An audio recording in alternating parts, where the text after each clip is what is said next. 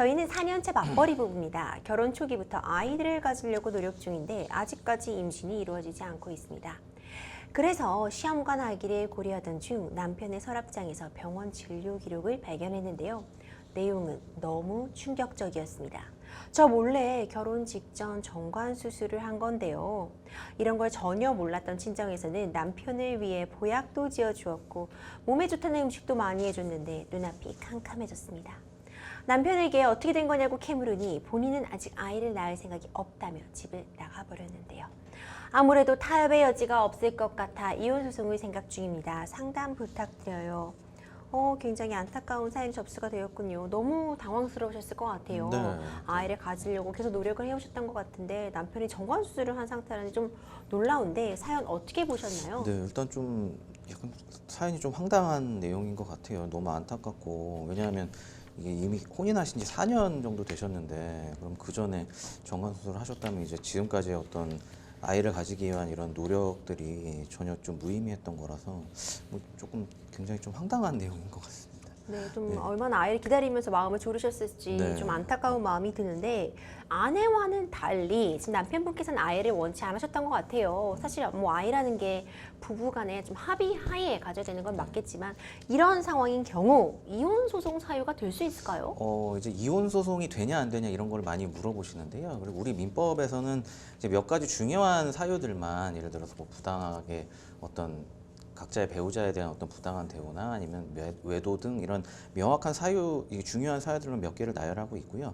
기타 이제 이런 앞의 사례처럼 뭐 임신 이제 이런 정관 수술을 하셨다든지 이런 걸로 아이를 낳는데 협조를 안 해주신다거나 이런 부분은 이제 기타 혼인 관계를 유지할 수 없는 중대한 사유라고 해서 이제 이런 부분에서 포섭되어서 이혼 사유로 이제 우리가 생각을 해볼 수 있을 것 같습니다.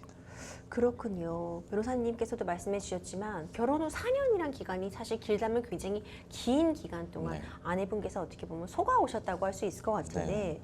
이런 경우 남편에게 위자료 청구도 해볼 수 있을까요? 네, 위자료라고 한다면은 여기서는 어떤 정신적인 손해배상이 될 겁니다. 그래서 어떤 지금까지 이 사실을 알게 된 이후에 어떤 정신적인 충격이 어느 정도인지 이걸 이제 객관화할 수는 없지만 이건 일반적인 경험칙상 판단을 하게 되는데 그 서두에서 간단하게 말씀을 드렸지만 지금 혼인하신 지가 무려 4년 정도가 지났고 그리고 정관수술 시점은 내용에 따르면 어쨌든 혼인 전이라고 하는데 그러면 무려 4년 동안이나 이제 어떻게 보면 그 배우자한테 이 이야기를 숨기고 더군다나 아이를 가지기 위해서 한쪽은 일방적으로 굉장히 노력을 해왔는데 그렇죠. 이런 부분을 좀 숨겼다는 것 자체에서는 제가 볼 때는 굉장히 좀 어떤 정신적인 충격이 보통 큰 게 아닐 것 같아요. 우리 경험칙상도 누가 봐도 그렇게 느껴지거든요. 네. 그래서 이런 부분은 당연히 뭐 위자료 청구도 충분히 가능할 것 같고요. 어떤 일종의 법적으로는 뭐 불법행위가 될 텐데 이 불법행위 기간 위자료 청구도 가능할 것 같고 뭐 제가 볼 때는 액수도 상당한 부분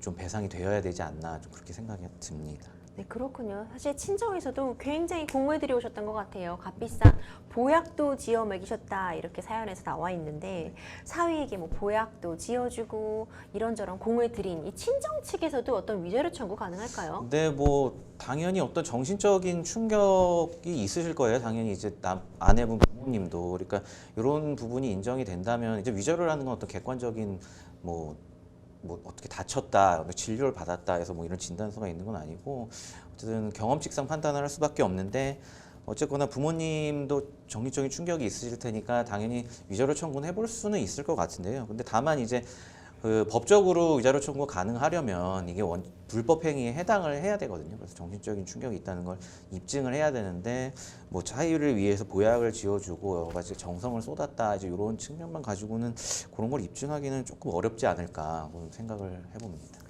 그렇군요. 어쨌든 우리가 이혼에서는 유책 배우자, 뭐 유책 사유가 누구에 있느냐 이런 걸 놓고 다툴 수 있게 되는데 만약 남편에게 이번 이혼에 유책 사유가 있다는 전제 하에요. 네.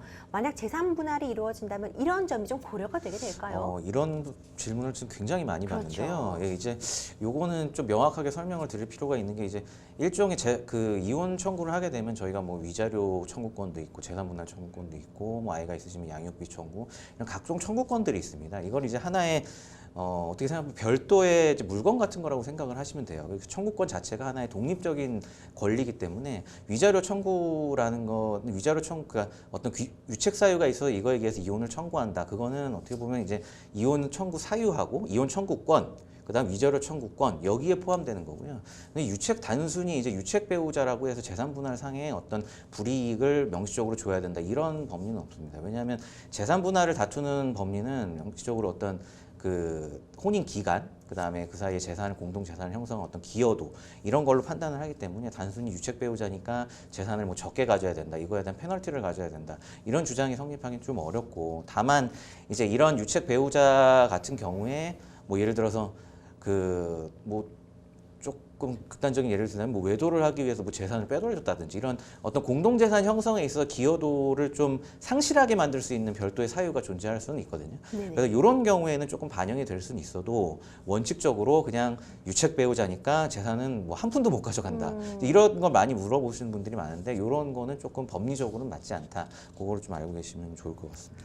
그렇군요. 정말 좀 안타까운 사연입니다. 부부간의 일은 좀 부부 당사자 둘만이 아는 내용이겠지만 이런 경우 어쨌든 아내분의 상심은 굉장히 크실 것 같아요. 그렇죠. 물론 남편분의 이야기도 좀 들어볼 필요가 있을 것 같고요. 네. 마지막으로 우리 상담자분께 조언 한 말씀 해주신다면요. 네, 계속 드리는 말씀이지만 뭐 사실관계를 보니까 아내분께서 너무 상처를 많이 받으셨을 것 같아요. 이게 뭐 한두 달 전에 정건수를 한 것도 아니고 내용이 저도 참 안타까운데, 그래서 일단은 뭐 어쨌든 부부 사이니까 대화로 풀어보시는 게 좋겠지만 사실 쉽지는 않을 것 같고, 소송을 진행하신다고 하면 이런 아까 말씀드렸던 법리에 기초해서 관련 사실관계를 입증할 수 있는 자료들을 잘 모아보시는 게 좋을 것 같습니다. 네, 변호사님께서 이게 조언 주신 말씀처럼 일단 대화가 우선돼야 될 네. 것이고요. 이혼까지 나아가신다고 한다면 말씀 주신 내용들 기초로 해서 좀 차근차근 진행하시면서 마음의 상처도 좀 함께 치유되시길 바라도록 하겠습니다.